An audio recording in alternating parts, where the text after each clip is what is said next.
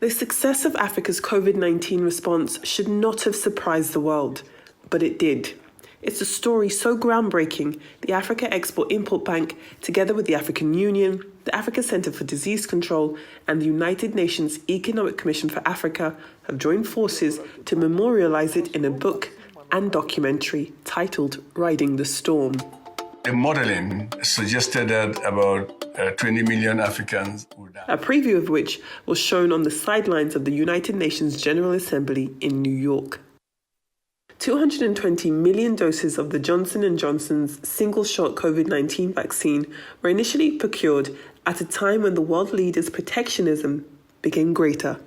It boiled down to the fact that countries that have production capacities, they would control who got vaccines.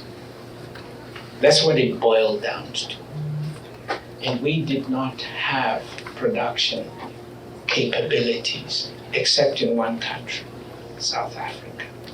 The US was an exception.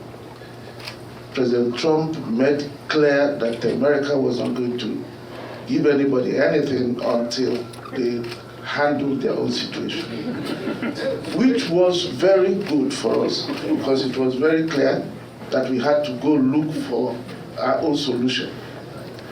But the others actually had the same policy, but they told us they were going to give us.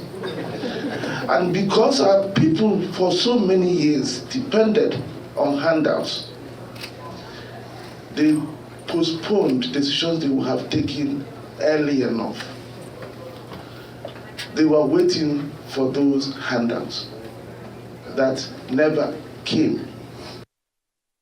Simply put, the African Vaccine Acquisition Trust transaction was made possible through Afreximbank's $2 billion facility. The bank acted as guarantors, advisors, and payment agents, a gesture that stretched from Africa to the Caribbean. One Barbados calls a lifeline. Afreximbank was able in those early days to provide the financing for all of us who participated in the African Medical Supplies platform.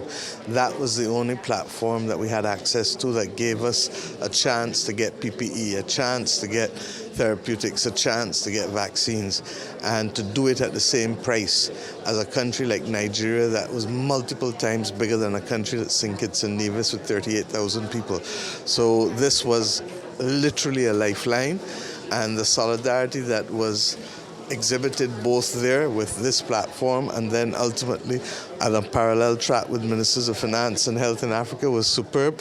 And then after we turned the corner, in fact not even when we fully turned the corner, Professor Arama would have come to Barbados to establish the relationship between the Caribbean and Afreximbank, and the rest is history. Riding the Wave is expected to be released in December 2024, giving the world the opportunity to read, watch, hear and see how Africa came to the rescue for Africans and beyond. Adefemi Akisoya, Arise News, New York. You must always take your destiny in your hands.